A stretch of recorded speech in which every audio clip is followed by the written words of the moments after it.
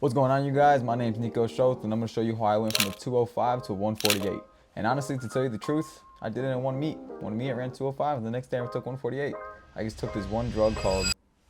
No. Let me stop playing. This was actually, I gotta say, a 6-year process. Yeah, I think 6 years is the right thing from my freshman year of high school in early 2018 all the way up until 2023. So yeah, 5-6 years it took me to go from 205 to 148. And each year and each time barrier that I broke brought its new challenges and different learning lessons throughout the way. So let's go ahead and get started. All right, 205. Let me give you guys a little backstory of the type of athlete I was when I was 205 pace. So when I first started running track, the sole purpose of why I was running track was because of football. I only wanted to become a football player one day, to become a Division I athlete. That was my lifelong goal, was to play Division I football, was to be at a D1 school and live that D1 lifestyle. I always wanted to go to the NFL. And so my coach was like, hey, Nico, listen, I think you should join track. You did middle school track. It was cool, but I really didn't fall in love with it. Just in our off season, instead of getting into the weight room and getting super swole, because I was very skinny at the time, I'd say you go ahead and run track and see how it goes. So here I go doing track my freshman year of high school, and I'm over here trying to be a 100, 200, 55-meter runner, and I'm getting smoked, bro. I'm getting smoked almost with girl times, because as you 800-meter runners know and milers know, that we do not have a lot of power in our start. And so I'm getting just left, I'm getting destroyed, and I'm like, oh my gosh, this track thing is not for me. And so my coach looks at me. He also was the cross country coach as well. He's like, I feel like you'd be make for a pretty good 800-meter runner. I'm like, oh man, here we go with this. I'm gonna do all these miles, I'm gonna get super bored. But that actually wasn't the case at all. I didn't know that there were any speed-based 800-meter runners. And so I was good enough with the 400 where I was like, okay, I'm cool with the 4, but the 8, I cannot lie to you guys, it was very intimidating.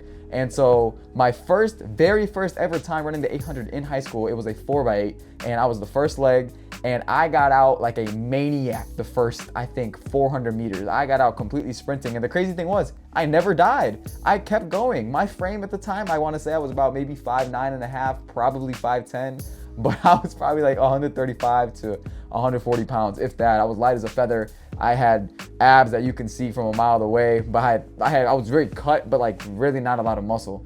And so I run this thing with the 400-meter approach, and somehow I don't get past, nobody catches me, and I run a 2:13, and I'm like, man, that was easy. I felt good, I felt confident. I was at the front of the race. I was like, okay, maybe 800 is my race.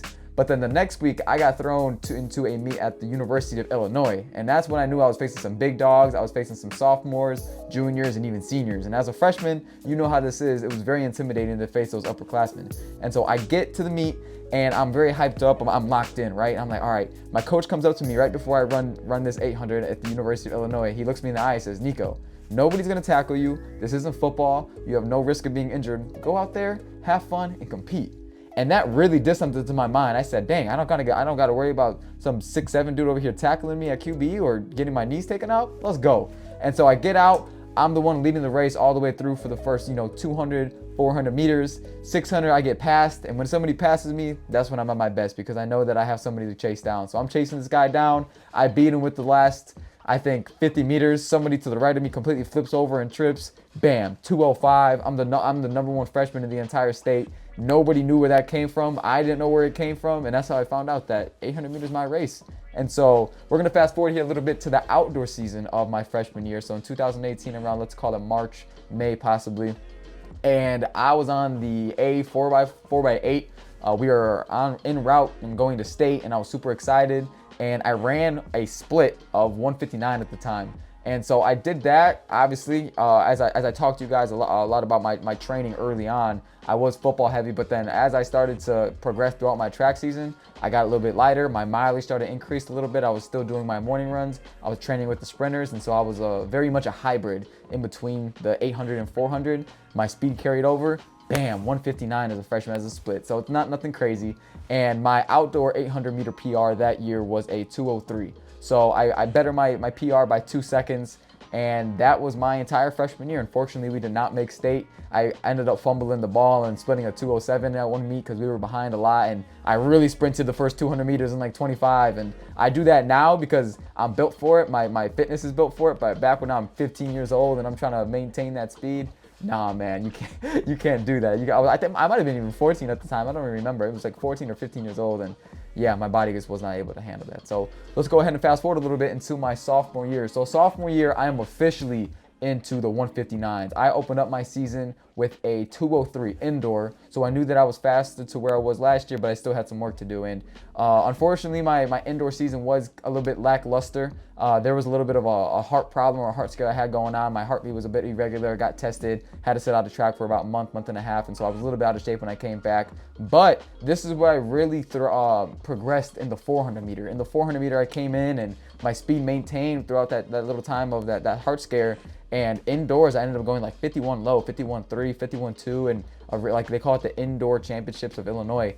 And I went there, and that gave me a lot of momentum going into my outdoor season of my sophomore year. So that's about 2019, early on in the winter months of January, February. And so transitioning into outdoor, I was really focused on my 400. I was doing a lot more speed-based training, but I was still staying on the morning runs, and I was still staying very fit.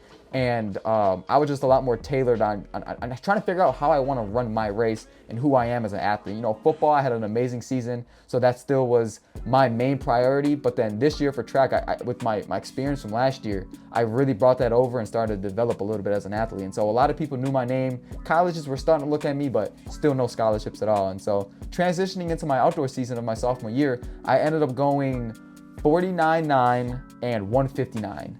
And those are some pretty big marks. I was honestly more pleased with that 49.9 than the 159 because, at the time I wanted to be faster. I think I was like number 5, number 6 in the state for sophomores. And when it came to facing the seniors, I wasn't even in range or anybody's radar. So I was really focused on the 400. Unfortunately, I went to state for the 400 and they ran like 50 point, didn't make it. And I didn't bet on myself for the open 800. I went to state for the 4x800, but then I ended up splitting like a 158, 157. And it really wasn't enough to bring us to the championship rounds or the finals that day. So I had a big chip on my shoulder entering my next season with those PRs that I mentioned to you before, 49.9 and 159 in the open 800. And still not many colleges are, texting me, contacted me. I believe I went on a junior day visit to the University of Iowa, and that was my first ever time getting contacted by a Division I school. And so they made their mark on me early on. I was super impressed with their facilities, but I still had a lot of work to do, and I knew that I was nowhere in range of getting a Division I scholarship because, as you guys know, on these track and field rosters, I believe it's only 12 and a half people do end up getting scholarships, full ride scholarships, and they have to distribute that between the entire cross country team and the entire track team, which is upwards of 120 to 150 people sometimes. So you have to be a next level athlete in order to get a really good scholarship at a Division I track and field school. So keep that in mind throughout the story and what I'm about to tell you guys next. So going into my junior year, unfortunately for my junior year in football, it was not my year at all. I started to really lose love for the sport, and little did I know it was actually going to be my last year ever playing football in high school. And that really tore something out of me a little bit for my spirit. And I always had dreams and ambitions of going D1 for football, but really no schools were contacting me for football. If you think I wasn't getting contacted for track, think about like twice as much less football. I was nobody for football. And that really hurt my ego, my confidence. And I was like, man, I thought I was a football player, but at least I had this track thing to fall back on, rely on. So let me hit track as hard as possible. And this is late 2019, and everybody in this video knows what comes next: COVID. So I enter up my track and field season, my junior year, with so much fire, so much ambition, so many goals that I was so ready to accomplish. Our team was, I believe, ranked within the top 5, top 10 that year as a whole. We had people in every single category. I opened up my season with a 156 alone on a 180 meter track. And so if you were to translate that to a 200 meter track or even a 200 meter bank, that might have been a 154, 153 type race. If 1, I have competition, and 2, I'm at a better track, and 3, if it's later within the season. I mean, I was doing that my first meet, and people were like, oh my gosh, this guy's crazy. And you know what happens right after that? Right after I run those marks, and I'm the number 1 800 meter runner in the state, not just for freshmen, but the entire state. I'm the number 1 800 meter runner. You know what happens? Bam! Pandemic, COVID, done. Months, there's no communication with any colleges. Colleges were on a very strict rule. They were still trying to figure out what was going on with them. And then the recruiting was even worse. And I'm like, man, I don't got a football scholarship. I don't got a track scholarship. My entire junior year track season's over. And this is supposed to be your best year. You're supposed to have a scholarship lined up for the next upcoming year. What do I do? And so, mind you, my PRs at the time are 156 and still that 49 because I wasn't able to obviously open up and run my race.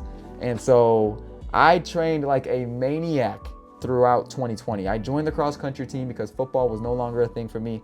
And I joined the cross country team, and I hated cross country so much at the beginning. I hated it with a passion. I hated running the miles. I pride myself on being a speed-based 800-meter runner, and me going out there and doing those 5Ks absolutely killed my spirit. I didn't want to be there, but my coach prioritized the long-term goal of what doing cross country would help me with for the future. And I cannot thank him enough for forcing me to do cross country and get out of my feelings and push me to finally pursue what I actually was meant to do, and that was to become a more fit and endured runner. And so I quit football. I stopped trying to gain weight and get all crazy big, and I commit to track full time. I'm running 8 miles, 6 miles, and doing all these ridiculous K repeat workouts, and I'm hating them, but I'm starting to see the results quick. I'm getting more and more in shape. I see my body transforming, and I have a lot of endurance, but my speed is no longer there. So right after the cross country season went over, I PR'd with a 16:02, by the way, in the 5K. So it's not bad, it's respectable. But right after my season was over, I immediately hit speed as hard as possible because one, my back was against the wall. I'm into my senior year. I have no offers, and I am planning on these unattached track and field races in Chicago, and because these are my last hope. I don't even know if we're gonna have a track season at this point. So I'm like, man, I have to figure out what I'm gonna do to get to that next level. PRs, 156, and still that 49. So I actually saw my AAU coach. I forgot to mention that back then. I used to train with an AAU coach, after my football season to get right because, the track training wasn't for where I wanted it to be. So I joined a little club for a little bit for a month or two called the Flyers. Coach Boatwright. Shout out to all my Illinois fans. If you were a part of the Flyers, man, go Flyers, man, fly time. And so I joined him, and he gave me a lot of speed advice. He had coached so many great runners in the past by the name of Kamari Montgomery. He was the Illinois state record holder for the 400-meter run with like a 46 low in high school. Marcellus Moore, 20-point guy, a 6.5 guy in the 60 right now, leading and killing the NCAA. Goes to the University of Texas. So did Kamari, I believe. He went down to A&M or somewhere near Texas, I believe. And then now me as an 800-meter runner. He coached me, and I'm at the University of Nebraska now. But we're almost there. We're almost there in how I got to this mark because there's still a lot more to the story. And so I joined AAU. I learned a lot, and then as soon as the pandemic hit and I finished cross country, I immediately went to my speed coach. So I got as much endurance as possible, stacked the endurance up to here, but my speed was down here, right? Go to my AAU coach. He gives me a whole bunch of running tips and advice, fixes my form, tells me about how to implicate my force application throughout the race when I'm running my 400s. He was very 400 heavy, and he was telling me about getting out fast in that 800-meter run is going to serve me well for the back end of my race. And I listened to him. I approached all my races aggressively, getting out in 54s, 55s, and just staying relaxed and staying comfortable. And he really instilled confidence within me. He instilled confidence about that I can make it to the next level, like Marcellus or Kamari or any of the guys that he's coached in the past. And he saw that I had the passion, and that's another big part of it too. Self-confidence and the self-belief that you can make it to that next level. If you tell a 205 runner he's going to go 148, there's a long way to go. Obviously, it's not going to work. But if you tell a 205 runner, go 203, go 202, he's splitting two flats, 159s, right? Then confidence starts to come. I say, all right, I can do these things. You got to set attainable goals and achievable goals in the near future. If you tell yourself you want to jump 17 seconds, it's not going to happen. If you have $500 in the bank account and you want to make $500,000, it's not going to happen in one day.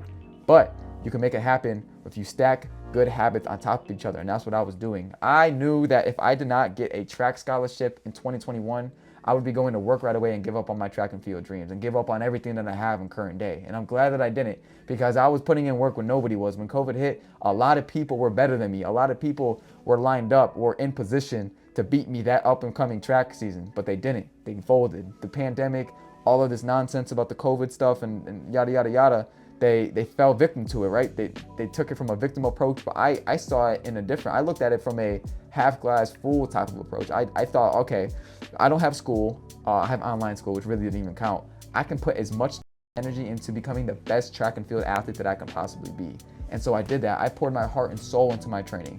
AAU coach, when it came to the 4 mile, 5 mile morning runs, when it was 2 degrees out in Illinois, I would do them. I would go to work. I was working at Walmart at the time trying to get some money up. And then next thing you know, I'd show up to these track and field meets and I was ready. I would do workouts in the dark with my buddies. I gathered two of my best friends at the time, Gabe and Brian, they were both younger than me. I would literally set them up in different positions of my workouts. Let's say I had 5 300s, right?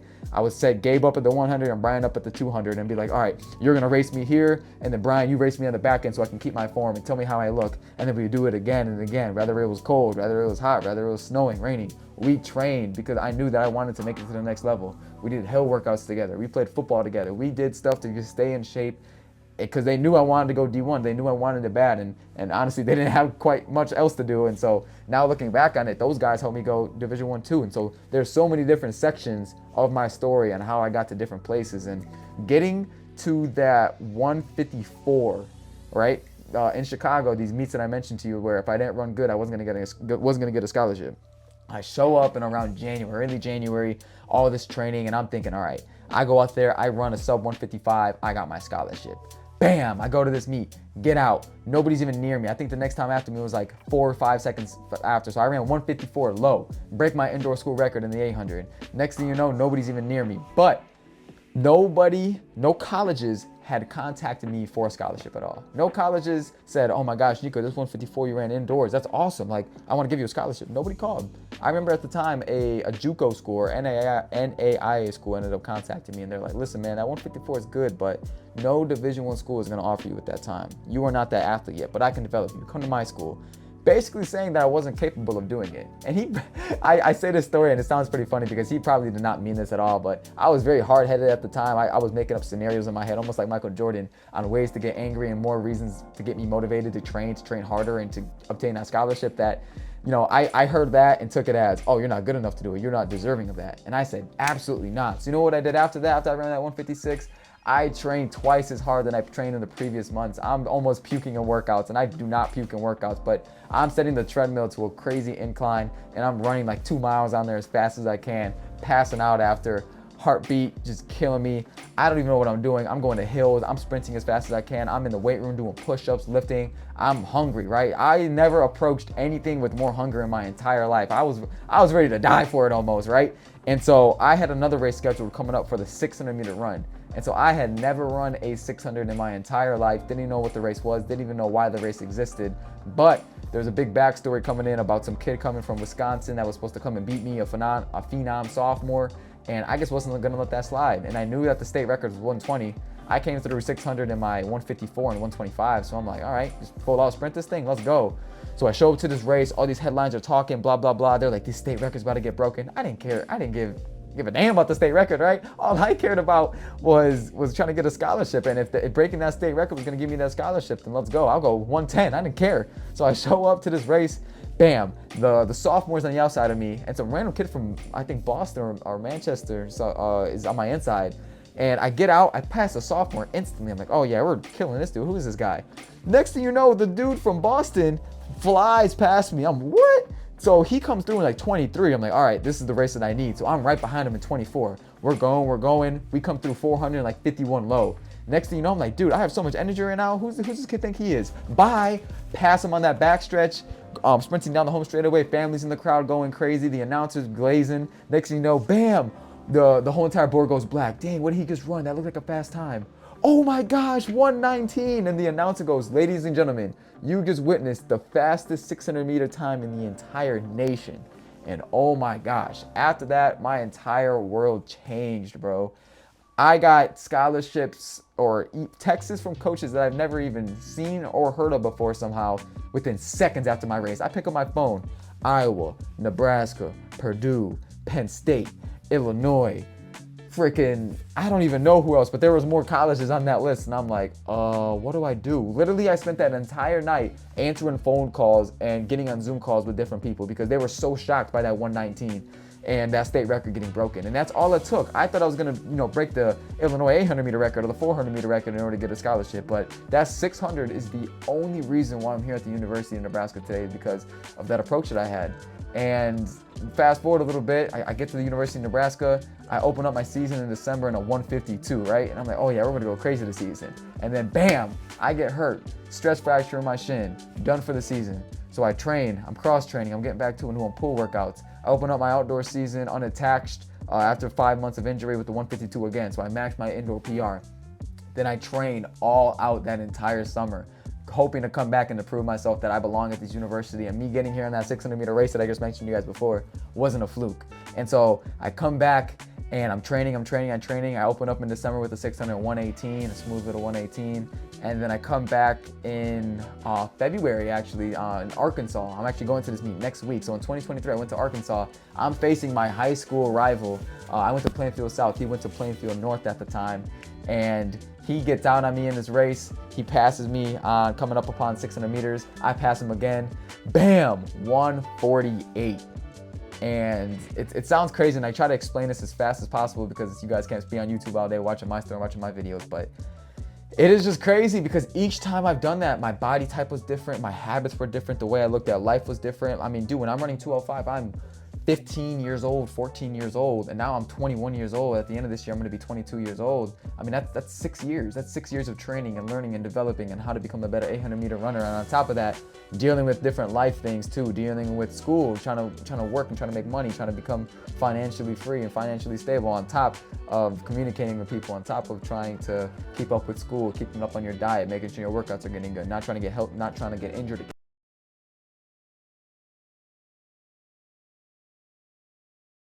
And inspired you to become a better athlete, whether you're a girl, guy, 400-meter runner, 100-meter runner, miler, 5K, 10K, really whatever, even a thrower, whatever the case may be for you.